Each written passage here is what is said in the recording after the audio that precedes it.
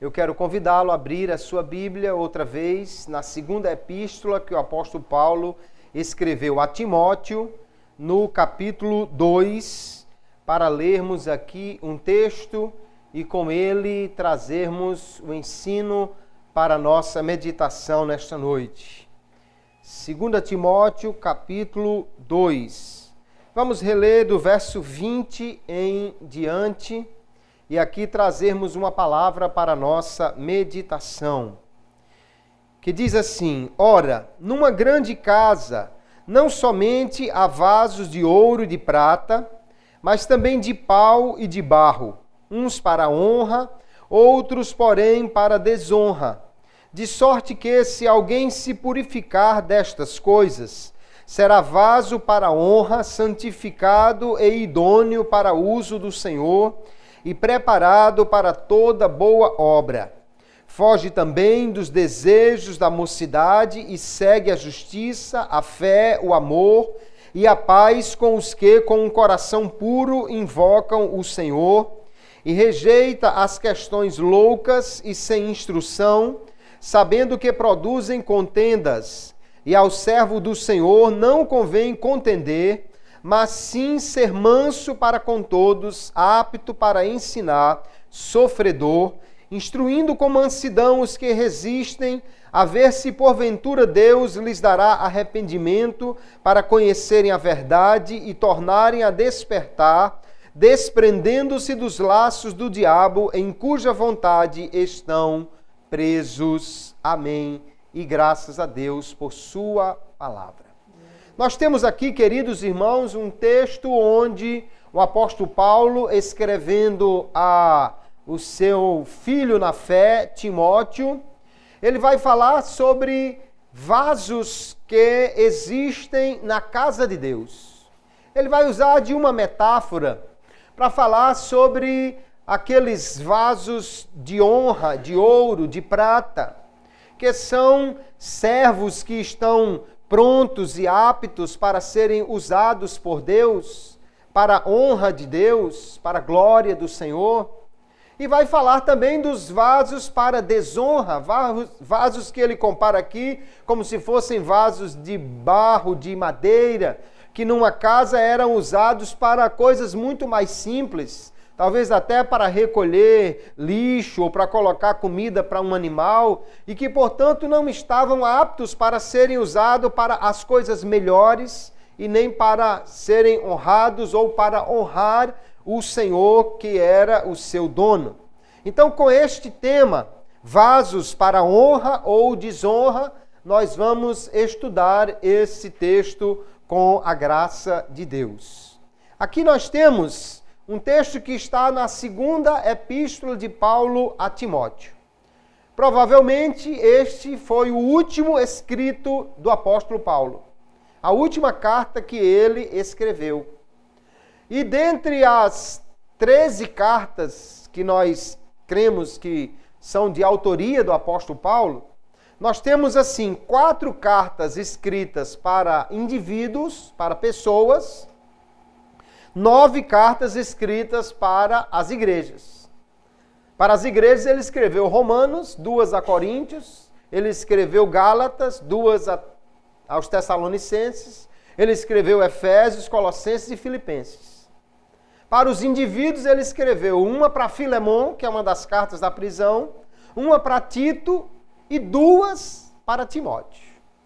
Então, das cartas escritas para indivíduos, aquele que mais recebeu cartas foi Timóteo. Metade das cartas pessoais de Paulo foram escritas para ele. As cartas para as igrejas, elas deviam ser lidas na igreja. É como se fosse uma instrução, um sermão que o apóstolo Paulo mandasse para aquela igreja para ser lida para todos. Até porque naquela época calcula-se que em torno de 10, 12% das pessoas sabiam ler. A maioria só ouvia então a carta na igreja. As cartas escritas para os indivíduos já era uma carta mais pessoal, mais íntima. já era um escrito que não devia ser lido abertamente na igreja. Porém, nós percebemos que o conteúdo destas cartas pessoais não era somente de coisas para aquele indivíduo. Mas Paulo escreve principalmente as 3 cartas pastorais, né? 1ª e 2ª Timóteo e Tito, dizendo como aquele pastor, que talvez não fosse um pastor nos moldes de hoje, mas um missionário enviado para uma missão naquela igreja, como ele deveria se comportar, como ele deveria conduzir a igreja, como ele deveria avaliar as pessoas que deveriam servir na igreja. Ou seja, a carta era individual, mas ela tratava também de um comportamento público. Então veja que Paulo está escrevendo a epístola para Timóteo, mas quando chega, por exemplo, na 1ª epístola, capítulo 3 e o verso 15, ele vai dizer assim: escrevo-te estas coisas, para que saibas como convém andar na casa de Deus, que é a igreja do Deus vivo, a coluna e firmeza da verdade. Ele está escrevendo para um indivíduo, para uma pessoa, mas ele diz: eu estou escrevendo isso para você saber como se comportar na igreja. E como deveriam os obreiros e as pessoas se comportar também ali na igreja. Então ele fala de um comportamento público e ele fala também aqui sobre a defesa da verdade, que é uma coisa muito importante também nessas cartas pastorais. Defender a verdade do Evangelho, essa verdade que deve ser preservada entre os cristãos, a sã doutrina, a sã palavra. E aí então o apóstolo Paulo nessa epístola orienta tanto o pastor quanto o seu rebanho, para eles evitarem aquelas coisas que só trazem problemas para os indivíduos e para a igreja. No texto que nós lemos, o foco de Paulo está em evitar o falso ensino e evitar o pecado. 2 coisas extremamente complicadas, extremamente destruidoras, que nós devemos evitar a todo custo na igreja, para que nós possamos ser aprovados por Deus como vasos de honra para Ele. Se há vasos de honra e de desonra, nós temos que aprender como ser vaso de honra e nos esforçarmos para isso, para sermos aprovados por Deus. Então o apóstolo Paulo aqui, queridos, ele vai falar sobre os vasos que são para honra, separados para honra, e os vasos que são para desonra. E ele nos orienta a nos esforçarmos para sermos vasos para a honra. A nos esforçarmos para sermos vasos usados por Deus para uma obra honrosa e para honrar a Deus com a nossa obra. E ele diz que nós devemos nos esforçar para isso. Veja que no texto aqui, no verso 15, ele já disse assim: procura apresentar-te como obreiro aprovado. Ou seja, se esforce, faça um esforço para ser aprovado por Deus. Numa grande casa, ele diz, há vasos de honra e de desonra, mas no verso 21 ele diz: se alguém se purificar destas coisas, o apóstolo está usando um texto que diz que alguém deve agir em si mesmo. Logicamente que nós vamos ver que é pela palavra, que é pelo Espírito, mas ele mostra que há um esforço também daquele que quer ser um vaso para a honra, que ele deve se esforçar para ser aprovado e para ser purificado, para ser um vaso para a honra.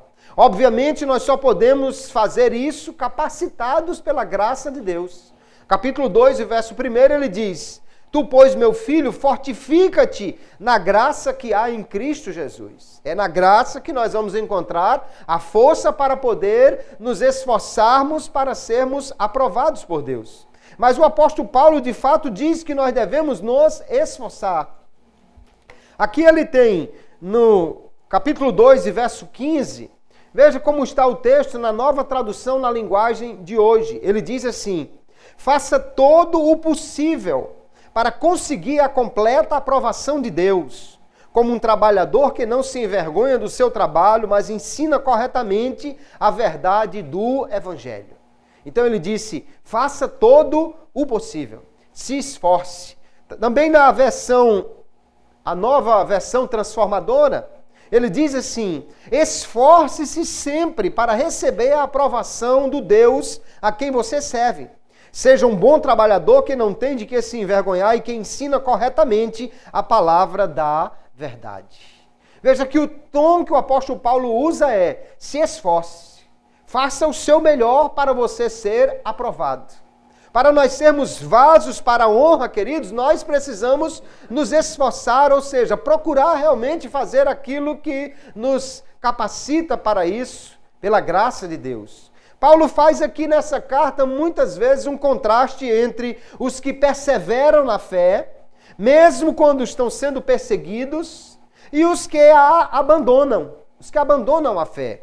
Veja que, por exemplo, no verso 11, aqui do capítulo 2 ainda, ele diz, se morrermos com ele, também com ele viveremos. Se sofrermos, também com ele reinaremos. Se o negarmos, também ele nos negará. Se formos infiéis, ele permanece fiel. Não pode negar-se a si mesmo. Então há alguém que está morrendo, alguém que está sofrendo com Cristo. Mas ele diz, vale a pena, porque nós iremos viver e reinar com ele. Agora, se o negarmos, ele nos negará. Então há um contraste entre os que mantêm a fé e os que a deixam. No verso 18 aqui, ele disse que alguns se desviaram da verdade e até perverteram a fé de outros. No capítulo 3 e o verso 8, ele fala de Janes e Jambres, que resistiram a Moisés, os magos lá do Egito, e que também tem homens que estão resistindo à verdade na igreja. No capítulo 4, verso 4, ele diz também alguns que se desviaram da verdade, voltando às fábulas. E no verso 15, ele diz que nós devemos guardar daquele que resistiu às suas palavras. Então, na igreja, mesmo no meio da igreja, tem gente que está empenhado em guardar a verdade do Evangelho. E tem gente que, no entanto, está negando, abandonando, negligenciando a fé. E aí Paulo então vai tratar de apresentar esses dois tipos de pessoas com essas duas figuras. Vasos de honra, que são vasos de ouro, de prata, usado para fins honrosos. Eram vasos que alguém colocava na mesa com comida, eram vasos ou bandejas que alguém servia uma coisa especial, eram taças que alguém colocaria uma bebida muito bem preparada. E ele fala também dos vasos de desonra, vasos de pau e de barro, que não serviriam para outras coisas, senão talvez para coisas bem mais simples, né? Numa casa grande, aqui uma mansão, ninguém colocaria na mesa os pães numa vasilha de madeira, mas colocaria numa vasilha de ouro ou de prata. A de madeira se usava talvez para colocar comida para o animal, para reunir lixo, alguma coisa que fosse ser jogada fora, numa vasilha de barro. Ou seja, ele distingue aqui entre pessoas que são como vasos honrosos e podem ser usados por Deus para coisas realmente que Ele aprova, e pessoas que são vasos de desonra, que apesar de serem usados por Deus, porque Deus usa todos para cumprir o seu propósito, mas eles não estão realmente honrando a Deus ou não são dignos de ser usados por Deus para a sua honra e glória. O vaso de honra, Paulo diz no verso 21 aqui do capítulo 2, que é alguém que se purifica destas coisas. De que coisas ele está falando? Aí nós vamos ver exatamente de que ele está tratando quando fala dos homens que são desonrosos, de como eles agiram e como o crente deve se purificar destas coisas para poder ser aprovado por Deus. Quem se purifica destes erros, destes homens, são esses que são os vasos para a honra que serão usados por Deus. Então, Primeira coisa que nós vamos entender é que nós devemos então nos esforçar, fazer alguma coisa para sermos puros e preparados para sermos vasos para a honra. Na Nova Versão Transformadora, o verso 21 está assim: se você se mantiver puro, será um utensílio para fins honrosos. Sua vida será limpa e você estará pronto para que o Senhor da casa o empregue para toda boa obra. Então nós precisamos realmente nos esforçar para sermos vasos para honra. A primeira coisa que ele diz que um vaso para honra faz é que ele se purifica destas coisas, sendo um vaso santificado. No verso 21, então, o vaso para honra é um vaso santo. É um vaso que é separado do pecado, separado do mundo. Paulo diz que o cristão deve apartar-se da iniquidade. No verso 19, ele diz que o que profere o nome de Cristo se aparte disso. Ele diz no verso 22 que Timóteo deve fugir dos desejos da mocidade, dos desejos maus, e que ele deve também andar com os puros ou andar com os fiéis. Veja que então o vaso para a honra, ele procura estar purificado, evitando o pecado. E aí o homem fiel, o servo fiel, a mulher fiel, o vaso para a honra, Paulo vai dizer no verso 19 que ele tem duas marcas, dois selos, dois lemas que distinguem ele. O primeiro é: o Senhor conhece os que são seus. Deus sabe quem realmente é fiel. Fidelidade não é uma coisa que você só aparenta. Fidelidade é uma coisa que ou você tem ou você não tem. Deus sabe quem é realmente fiel. E o texto aqui é citado lá de Números, capítulo 16 e o verso 5, que é quando se levantou um grupo liderado por Coré, Datã e Abirão, e que disse: olha, Moisés não é o único que Deus usa, não. Moisés não é o único a quem Deus fala. Nós também somos usados por Deus. E aí aquele grupo rebelde queria destituir Moisés da liderança quando foi Deus que colocou Moisés ali. E aí Moisés então disse: vamos reunir os dois grupos. E Deus vai mostrar quem são os que ele realmente escolheu e são santos. Números 16 e 5 diz assim: e falou a Corá e a toda a sua congregação, dizendo: amanhã pela manhã o Senhor fará saber quem é seu, e quem o santo que ele fará chegar a si, e aquele a quem escolher fará chegar a si. E o fato, queridos, é que diante dessa situação, reuniu-se de um lado o grupo liderado por Coré, Datã e Abirão, e do outro lado Moisés e o restante do povo de Israel, e Deus mostrou quem era realmente que estava separado, quem era que ele realmente tinha escolhido. O segundo lema que Paulo diz que existe como uma marca, um selo na vida do servo fiel é que qualquer que profere o nome de Cristo, aparte-se da iniquidade. Alguém que se diz cristão não pode viver no pecado. Não pode viver fazendo as coisas que não agradam a Deus. Se alguém realmente é cristão, se aparte da iniquidade. E a citação aqui pode ser do mesmo texto de Números, capítulo 16, no verso 26, quando Moisés reuniu o povo e Deus disse: olha, mande sair de perto desse grupo de Coré, Datã e Abirão. Mande o resto tirar a tenda de perto da tenda deles. Porque eu vou fazer uma coisa para mostrar que eles não estão corretos. E Moisés disse: se esses homens morrerem, como morrem todos os homens, forem sepultados como se sepultam todos os homens, então Deus não me escolheu. Mas se Deus me escolheu, estes homens não vão morrer igual a todo mundo. A terra vai se abrir e vai engoli-los. E quando Moisés terminou de dizer essas palavras, dizendo: se aparte, saia de junto dele quem não comete iniquidade, quem não está na rebeldia como eles, então a terra se abriu e engoliu 250 homens que foram imediatamente sepultados vivos. Está lá o texto, Números 16 e 26. E falou à congregação dizendo: desviai-vos, peço-vos, das tendas desses ímpios homens, e não toqueis nada do que é seu, para que porventura não pereçais em todos os seus pecados. Da mesma maneira, Paulo está dizendo, se alguém é um vaso que quer ser vaso para a honra, aparte-se dos ímpios, aparte-se do pecado, aparte-se da iniquidade, aparte-se de viver com aqueles que não agradam a Deus, porque Deus não vai usar para honra aquele que está vivendo em iniquidade, em pecado.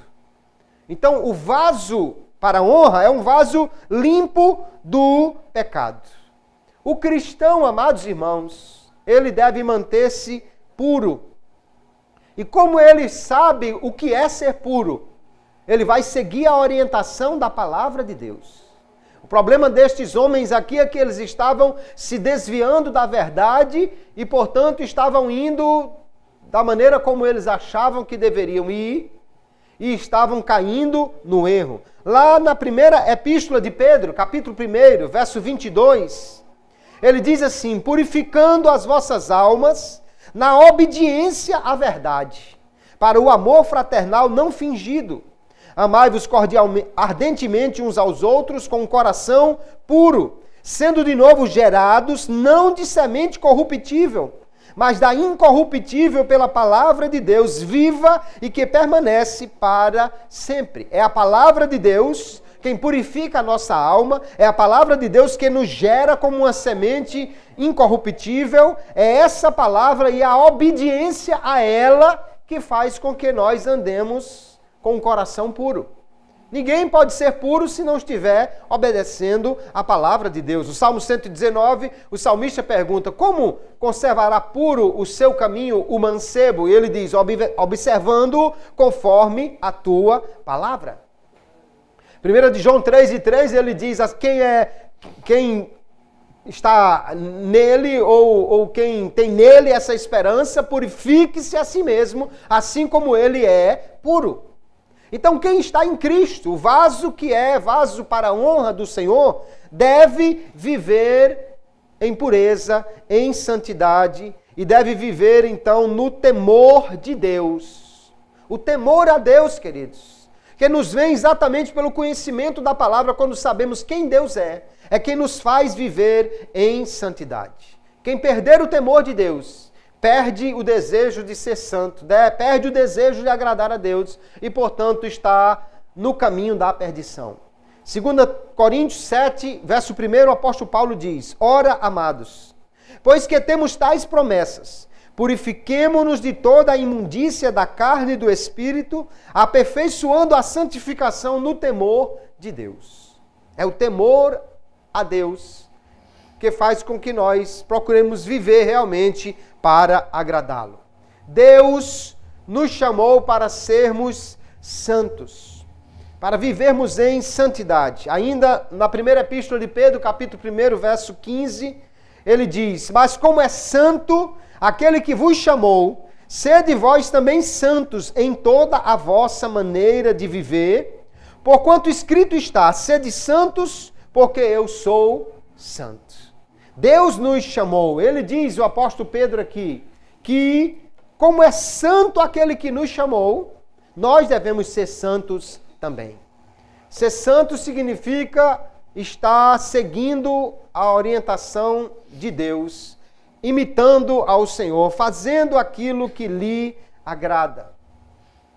Então, o vaso que quer ser vaso de honra precisa afastar-se do pecado. Afastar-se do pecado, queridos, é algo que a Bíblia diz que nós devemos nos esforçar para fazer. Fugir da iniquidade. Sair realmente de perto daqueles que vivem no pecado. Não há vacina contra o pecado, senão a vigilância e a perseverança na graça. Você é crente? Amém. Lavado e remido no sangue de Jesus? Amém. Cheio do Espírito Santo? Amém. Batizado no Espírito Santo? Amém. Cheio de poder? Amém. Mas se não vigiar, peca. Porque o pecado, não existe uma vacina. Não, eu agora estou em Jesus, eu não peco mais. Não, aos santos que estão em Jesus, a Bíblia diz muitas vezes, fuja do pecado, fuja da iniquidade, não faça isso, viva para agradar a Deus, santifique-se, purifique-se, porque nós precisamos nos esforçar, vigiar, estar perseverando em conhecer a palavra e aplicá-la à nossa vida para poder viver em santidade. Quem quiser ser vaso para a honra, deve então limpar-se do pecado, deve limpar-se de toda iniquidade. O cristão deve evitar até as conversas e os assuntos que estimulam ao pecado. No verso 14 aqui, o apóstolo Paulo diz que esses homens, eles vivem com palavras que não aproveitam nada e só pervertem os ouvintes. No verso 16, ele diz que esses homens tinham falatórios profanos, que produziam maior impiedade. Se você vive na roda dos escarnecedores, logo, logo estará escarnecendo também. Se você anda com pessoas que vivem só falando de assuntos que não agradam a Deus, logo, logo você terá a sua fé também pervertida. Paulo diz aqui que esses ímpios e hereges perverteram a fé de alguns através da sua conversa, da sua palavra. Nós somos convidados, aqui estimulados, exortados pelo apóstolo, a andar com quem é puro. No verso 22 ele diz, siga com os que com o coração puro invocam o Senhor. Se você quer ter uma vida santa, acompanhe-se de gente que também está com o coração puro, buscando agradar ao Senhor.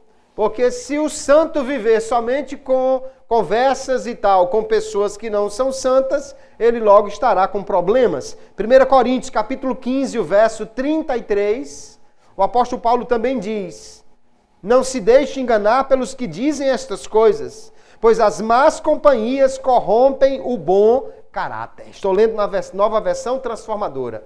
A versão corrigida de Almeida diz, as más conversações corrompem os bons costumes. Andar com quem fala somente coisas que não agradam a Deus vai trazer perturbação. Por quê? Porque se é um vaso, Paulo está usando essa figura, o que você colocar dentro do vaso vai contaminar o vaso. Se você pegar um vaso e você colocar um perfume, aquele vaso vai ficar com o cheiro daquele perfume. Agora, se você colocar lixo, ele vai ficar com o fedor do lixo. Se você colocar uma tinta preta, o vaso vai ficar também preto. Se você colocar água pura, ele vai ficar limpo. Então, até com quem nós andamos e que tipo de conteúdo nós absorvemos, nós precisamos ter cuidado. Porque aquele que não tem cuidado em evitar o pecado, ele só vai indo de mal a pior. Ele vai crescer em impiedade. No verso 16, ele diz, evita os falatórios profanos porque produzirão maior impiedade. Quem já está nisso só vai piorar. Nós vamos ver lá no capítulo 3 e o verso 13, que Paulo diz que os homens maus e enganadores irão de mal para pior, enganando e sendo enganados. Se nós não tivermos cuidado e evitarmos o pecado, queridos, ele nos levará cada vez mais para distante de Deus. Nós temos que evitar estas coisas. Hebreus, capítulo 3 e o verso 13. Também o escritor ali vai nos falar sobre esta necessidade. Hebreus, capítulo 3 e o verso 13. Ele diz assim, pelo contrário, estou lendo na nova versão, Nova Almeida atualizada. Pelo contrário, animem uns aos outros todos os dias, durante o tempo que se chama hoje, a fim de que nenhum de vocês seja endurecido pelo engano do pecado. O pecado vai endurecendo o coração. O pecado vai tornando o coração mais insensível. Vai tornando o coração mais duro. E aí então a pessoa já não tem mais prazer, já não tem mais alegria, já não vai mais à casa de Deus, já não lê mais a Bíblia, já não ora mais. E então vai se tornando uma bola de neve e isso até levá-lo à completa destruição. Nós precisamos então ter cuidado em evitar o pecado. A santificação é um processo, não é um estado. Há um estado de santidade no sentido de que nós somos comprados e pertencemos a Deus. Mas no que diz respeito à purificação, a santificação é um processo. Cada dia nós devemos nos santificar mais. E nós somos então advertidos a fugir do pecado e a perseguir a santidade. O texto de Hebreus capítulo 12, o verso 14, por exemplo, diz assim: esforcem-se para viver em paz com todos e procurem ter uma vida santa, sem a qual ninguém verá o Senhor. Seguir a paz e a santificação. O seguir ali é a mesma coisa de perseguir. A mesma coisa de perseguir. O seguir ali é como alguém que está correndo atrás de algo para pegar. É o perseguir alguém. Perseguir, então, não fala só de você ficar esperando, mas você ir à procura disso. Você esforçar-se para alcançar isso. O vaso que quiser ser vaso de honra precisa, então, procurar viver livre, limpo do pecado. Mas também, o apóstolo, quando cita esses dois vasos de desonra no verso 18, que é, aliás, o verso 17, Himeneu e Fileto, ele está dizendo que eles se desviaram da verdade e que estavam ensinando heresias, negando uma doutrina essencial. O falso ensino, queridos, é algo que afasta o homem de Deus, que leva o homem para uma situação que desagrada a Deus. Que doutrina essencial esses homens estavam negando? A doutrina da ressurreição. Eles diziam, pelo que o apóstolo nos diz, que a ressurreição já tinha acontecido. Ou seja, eles estavam negando que um dia os crentes iriam ressuscitar. Estavam negando que um dia nós teríamos a ressurreição do corpo para ter um corpo como o do Senhor. Talvez até isso implicasse também em dizer que Jesus não tinha ressuscitado ou não tinha um corpo de carne. Nós não sabemos qual a extensão desse problema, deste ensino, mas o fato é que a doutrina da ressurreição é uma doutrina essencial. Aqui um texto do comentário Beacon que ele diz assim: a doutrina da ressurreição era o ponto mais sensível no ensino cristão. Denotava o triunfo de Cristo sobre a morte e, por analogia, representava a nova vida em Cristo que os crentes batizados desfrutam. Era também símbolo da esperança que o cristão tinha da vida eterna. Negar a doutrina da ressurreição, então, tinha muitas implicações ruins. Quem negava uma doutrina dessa estava negando uma doutrina essencial. E nós não podemos jamais negar as doutrinas da palavra de Deus. Veja que eu não estou falando de costumes, eu estou falando de doutrina. Não estou falando de coisas que mudam com o tempo, mas sim de coisas que são imutáveis. Não estou falando de coisas que numa região pode ser de uma forma e noutra região pode ser de outra forma. Coisas que numa época é de um jeito e noutra época é de outro jeito. Isso aí é costume. Eu estou falando de doutrina essencial. Coisas que sempre foram e sempre serão desta maneira, porque é a doutrina da palavra de Deus. Nós não podemos fugir destas doutrinas. O vaso para a honra, ele deve ser limpo do falso ensino, porque o cristão deve conservar a sã doutrina da palavra de Deus. No capítulo 1, verso 13, Paulo já diz a Timóteo: conserva o modelo das sãs palavras que de mim tens ouvido na fé e no amor que há em Cristo Jesus. No capítulo 2 e verso 2, ele diz que o que Timóteo ouviu dele deve confiar a homens idôneos para também ensinarem a outros. No capítulo 2, o verso 15, ele disse: procura apresentar-te como obreiro que não tem de que se envergonhar, aprovado, que maneja bem a palavra da verdade. No capítulo 3 e o verso 10, ele diz: tu, porém, tens seguido a minha doutrina, modo de viver, intenção, fé, longanimidade, amor e paciência. Timóteo estava seguindo o padrão que Paulo lhe passara. No capítulo 3 e o verso 14, ele diz: permanece naquilo que aprendeste, e de que foste inteirado, sabendo de quem o tens aprendido, e que desde a tua meninice sabes as sagradas letras que podem fazer-te sábio para a salvação pela fé que há em Cristo Jesus. Toda a Escritura é divinamente inspirada e proveitosa para ensinar, para redarguir, para corrigir, para instruir em justiça, para que o homem de Deus seja perfeito e perfeitamente instruído para toda boa obra. No capítulo 4 ainda, ele diz que nós devemos pregar a palavra com toda longanimidade e doutrina, porque haverá um tempo em que as pessoas não sofrerão a sã doutrina, mas tendo coceira nos ouvidos, amontoarão para si doutores conforme os seus próprios desejos e desviarão os ouvidos da verdade. Há uma sã doutrina que deve ser mantida. Há uma doutrina que é essencial, que nós não podemos fugir desta doutrina.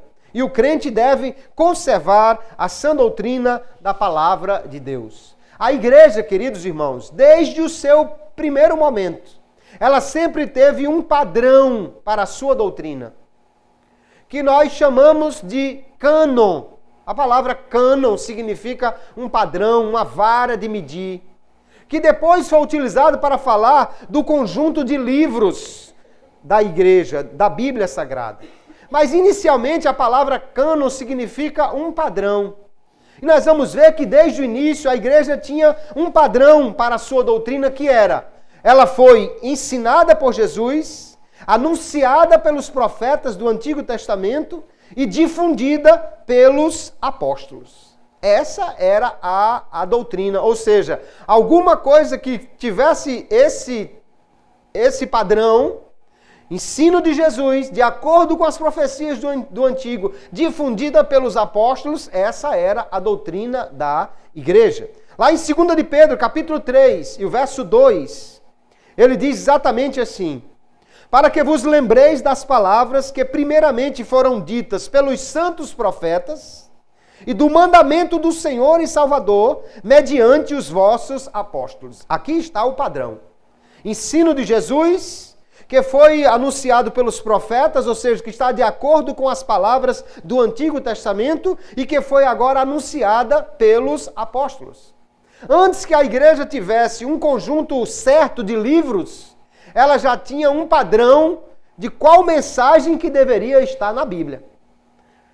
Quantos livros a Bíblia deveria ter? Quantos Deus inspirasse e eles vissem que estava de acordo com este padrão. Nós vamos encontrar ainda em Hebreus capítulo 2 e o verso 2, o escritor falando exatamente daquelas palavras que os profetas disseram e que aqueles que a ouviram passaram para os cristãos. Nós vamos encontrar Jesus em Lucas 24 dizendo: olha, eu vou lhes explicar o que Moisés e os profetas falaram de mim. O ensino de Jesus estava de acordo com o ensino do Antigo Testamento. Também lá em Efésios, capítulo 2, e o verso 20, diz assim: edificados sobre o fundamento dos apóstolos e dos profetas, de que Jesus Cristo é a principal pedra da esquina. Jesus é o fundamento maior, mas nesta base de doutrina está também a palavra dos profetas do Antigo Testamento e o ensino dos apóstolos do Novo Testamento. Este padrão de ensino a igreja sempre teve. Antes de ter os livros, alguém diz assim, só lá no 4º século é que os livros foram adicionados ou foi fechado o número de livros. Mas desde o 1º século a igreja já tinha um padrão para a sua doutrina. É esse ensino de Jesus, conforme ele se cumpre as palavras do Antigo Testamento e também como foi revelado e ensinado pelos apóstolos. Os apóstolos, então, eles foram os anunciadores e também os supervisores desta doutrina. Por meio deles, por meio do seu ensino, por meio das visitas às igrejas, por meio do acompanhamento deles, a doutrina foi preservada, o ensino de Jesus foi preservado, a revelação da palavra foi trazida por meio dos apóstolos. Então eles eram uma forma de Deus fazer com que este padrão fosse mantido na igreja cristã. Nós vamos olhar Nós vamos olhar e ver aqui na Bíblia textos como, por exemplo, 2 Tessalonicenses 2 e 15. Uma das epístolas mais antigas do apóstolo Paulo. E ele já dizia ali em meados do século I, por volta do ano 50 ali. Então, irmãos, estai firmes e retende as tradições que vos foram ensinadas, seja por palavra, seja por epístola nossa. Veja que já tinha aqui, então, uma tradição, ou seja, um conjunto de doutrina que precisava ser mantida. E onde estava essa tradição? Na pregação e no ensino por escrito dos apóstolos. Na epístola, na palavra dos apóstolos. Aí estava a doutrina. Nós vamos encontrar também, lá em 1 Coríntios, capítulo 14, o apóstolo Paulo está escrevendo para aquela igreja. Verso 37, ele diz assim: se alguém se considera profeta ou espiritual, reconheça que as coisas que vos escrevo são mandamentos do Senhor. Mas se alguém ignora isso, ele é ignorado. Paulo está dizendo, olha, o que eu estou escrevendo para vocês não é coisa da minha cabeça. É mandamento do Senhor que está sendo aplicado através do meu ensino. E se alguém ignorar isso, se alguém rejeitar esse ensino, ele será também rejeitado. Ele não vai ser aceito como um verdadeiro pregador da verdade. Por quê? Porque não está de acordo com o padrão que é o mandamento do Senhor trazido pelos apóstolos. A igreja, então, sempre tinha nos apóstolos esta figura. 2 de Pedro, capítulo 3, verso 15, Pedro já fala da salvação que vem pela longanimidade do Senhor, que está nas epístolas que o apóstolo Paulo escreveu. E ele diz que essa epístola é como as demais escrituras. Ele está pegando as epístolas de Paulo e está colocando no mesmo padrão das outras escrituras, ou seja, de todo o Antigo Testamento, dos evangelhos e de todo o padrão de escritura que já tinha na igreja. Então Pedro está como apóstolo atestando que o escrito de Paulo é um ensino verdadeiro. Os apóstolos então tinham este papel. Por isso a igreja sempre fundamentou-se no ensino dos apóstolos, que trazia o que Jesus ensinou e estava de acordo com os profetas do Antigo Testamento. Porque, queridos irmãos, nós cremos que a Bíblia é a palavra de Deus. Ela foi inspirada pelo Espírito Santo.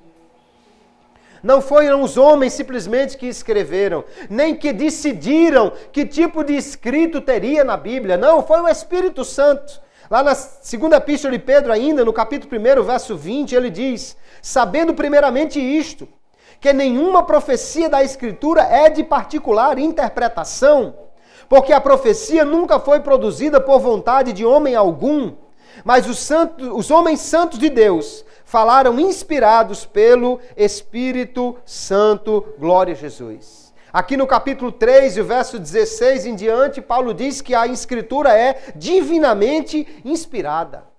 A Escritura, queridos, é palavra de Deus. Lá em Hebreus capítulo 9, quando ele vai falar do tabernáculo, ele diz, através daquelas figuras, o Espírito Santo está nos fazendo entender. 1 Timóteo 4:1 ele diz, porque o Espírito expressamente diz. O que ele está registrando ali não é a vontade dele, o pensamento dele, a doutrina dele, mas a doutrina que o Espírito Santo trouxe para a igreja. E a igreja primitiva, os cristãos, desde o início, receberam o ensino dos apóstolos como sendo palavra de Deus. Quando os apóstolos pregavam, eles não pensavam, é um homem que está falando, mas eles pensavam, é a palavra de Deus. Primeira epístola de Paulo aos Tessalonicenses, capítulo 2, e o verso 13.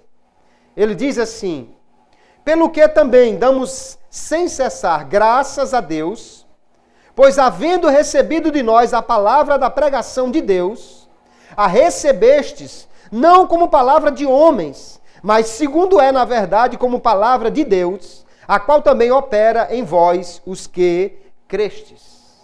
Então, quando os apóstolos pregavam, ou quando eles escreviam uma epístola para uma igreja, A igreja já recebia aquela palavra como sendo uma palavra de autoridade, como sendo uma palavra de Deus.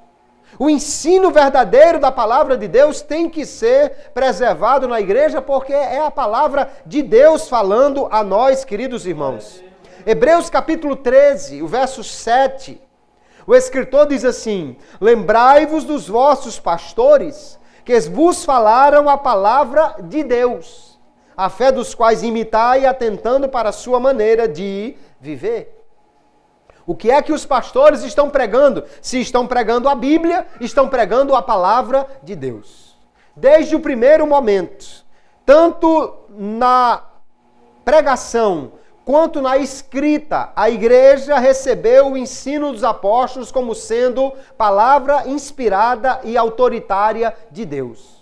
Não foi depois, lá no quarto século, que eles decidiram, que alguém decidiu que aquilo era a palavra de autoridade. Não, eles já receberam a palavra como sendo palavra de Deus. Então, os primeiros cristãos considerariam a igreja, a comunidade da fé, como sendo o resultado das Escrituras, e não o inverso. Ou seja, foi a Bíblia quem formou a igreja, e não a igreja que formou a Bíblia. Porque foi a Bíblia que estabeleceu qual era o padrão para se entrar na igreja, qual era o padrão para se permanecer na igreja. Foi ela que apresentou a salvação para que alguém pudesse pertencer à igreja. Não foi a igreja que inventou a Bíblia. Foi a Bíblia que inventou a igreja. Ou seja, foi Deus, por meio da sua palavra, que formou a igreja, dando os padrões para que ela pudesse ser igreja e permanecer. Epístola de Tiago, capítulo 1, verso 18 em diante, ele diz: segundo a sua vontade, Deus nos gerou pela palavra da verdade. Veja que a igreja foi gerada pela palavra, para que fôssemos como primícias das suas escrituras. E no verso 21 ele diz: pelo que, rejeitando toda a imundície e superfluidade de malícia, recebei com mansidão a palavra em vós enxertada, a qual pode salvar as vossas almas. O que é que vai trazer a orientação para a salvação? É a palavra de Deus. Sem a palavra, a igreja não é igreja. Sem a palavra, a igreja não sabe como ser igreja. Não é pelo fato de a igreja ter sido a receptora da palavra que foi ela quem formou a Bíblia. Não, foi a Bíblia quem formou a igreja. Foi a Bíblia quem limpou a igreja, ou seja, quem tornou-a santo. Efésios 5 ele diz: purificando pela lavagem, pela regeneração, pela palavra. Colossenses capítulo 3 ele vai dizer a mesma coisa, o apóstolo Paulo, ou seja, é a verdade da palavra que nos faz puros, que nos faz santos, que nos faz igreja. E nós não podemos, então, de forma alguma, menosprezar a verdade da palavra de Deus. Quem quiser ser vaso santo, útil, idôneo, precisa se purificar do falso ensino, ou seja, trazer apenas a verdade de Deus para o seu coração, a sua mente. Nós fomos chamados, queridos, para cumprir os propósitos de Deus. No verso 21, Paulo diz então que nós devemos ser vasos preparados para toda boa obra, aptos para sermos usados pelo Senhor. E em muitos textos, a palavra vai nos dizer que nós devemos praticar boas obras. Boas obras aqui podem ser obras de amor para com os outros, obras também que agradem a Deus. Capítulo 3, verso 1 da epístola a Tito, ele diz: adverte-lhes que estejam sujeitos aos governadores e autoridades, que sejam obedientes e estejam preparados para toda boa obra. Aqui boa obra, então, pode ser não somente fazer o bem, mas também fazer o que é certo, obedecer. Nós devemos nos afastar de todo erro, de toda falsa doutrina, porque a falsa doutrina se espalha.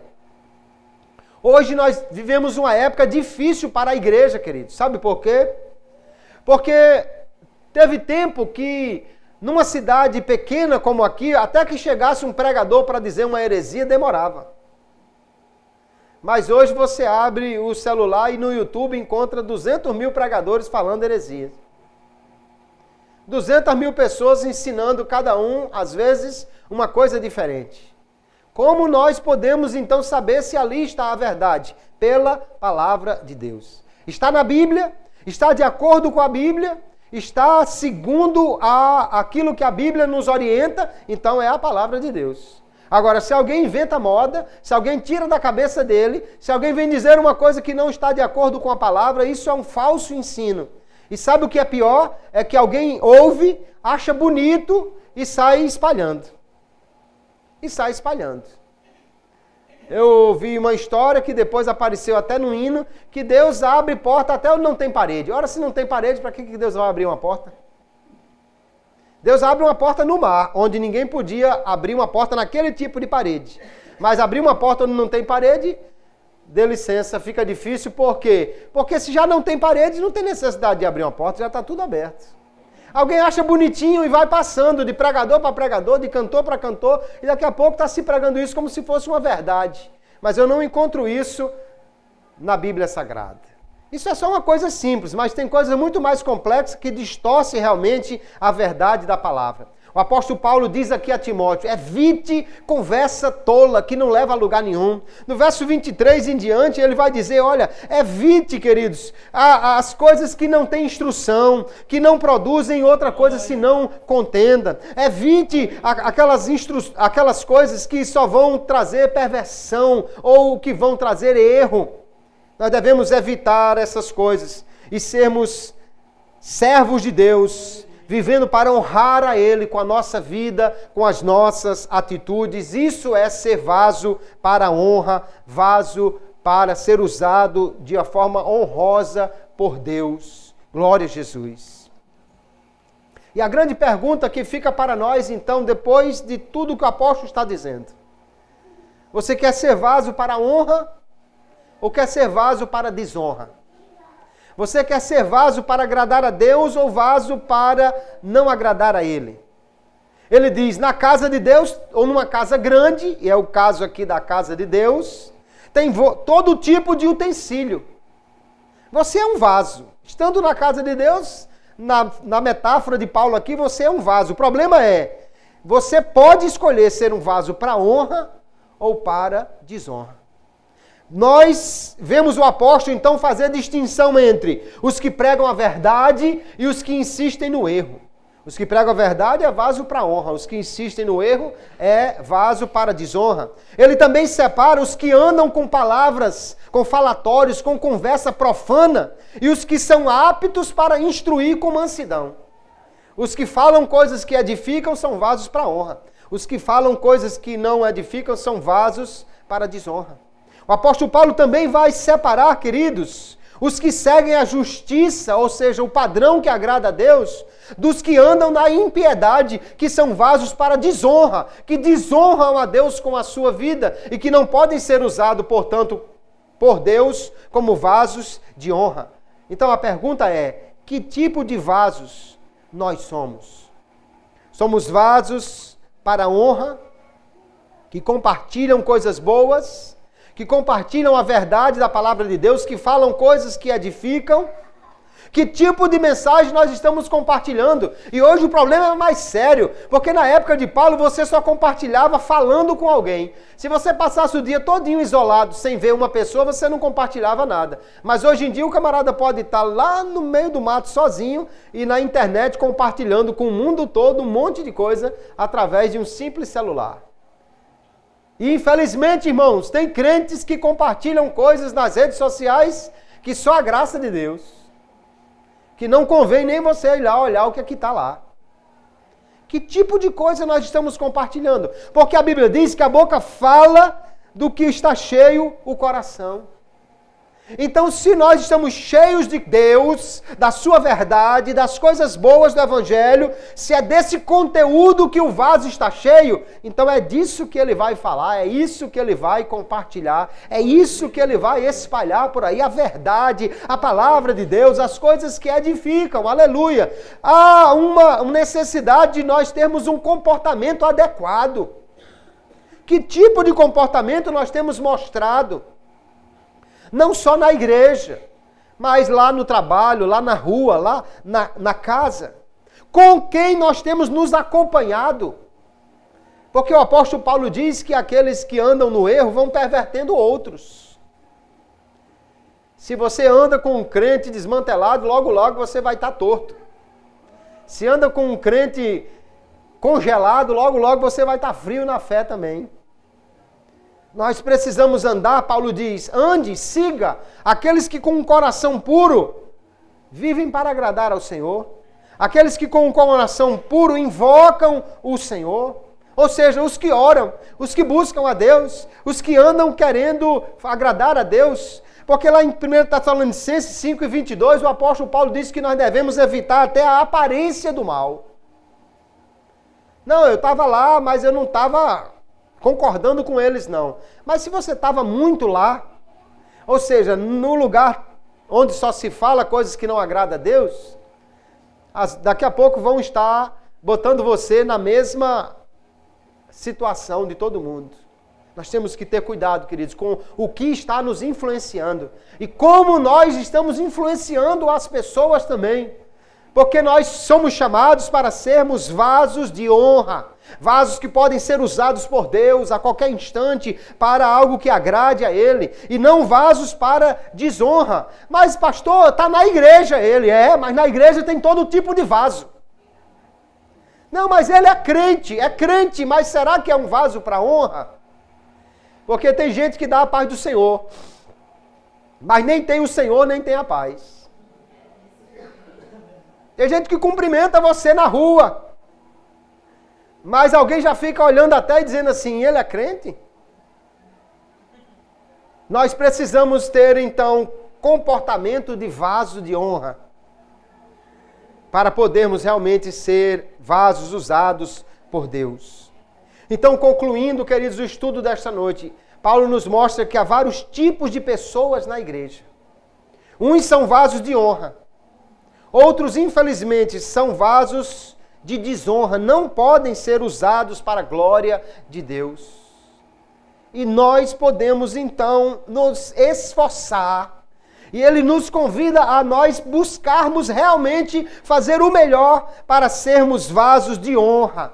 Vasos úteis, vasos limpos, vasos preparados para o serviço do Senhor, evitando o pecado, evitando qualquer tipo de ensino que não edifica a nossa fé, evitando aquelas coisas que pervertem a nossa fé. Você tem ouvido o que na internet? Quanto tempo você tem se dedicado a ver qualquer coisa nas redes sociais? Como você está alimentando, enchendo o seu vaso?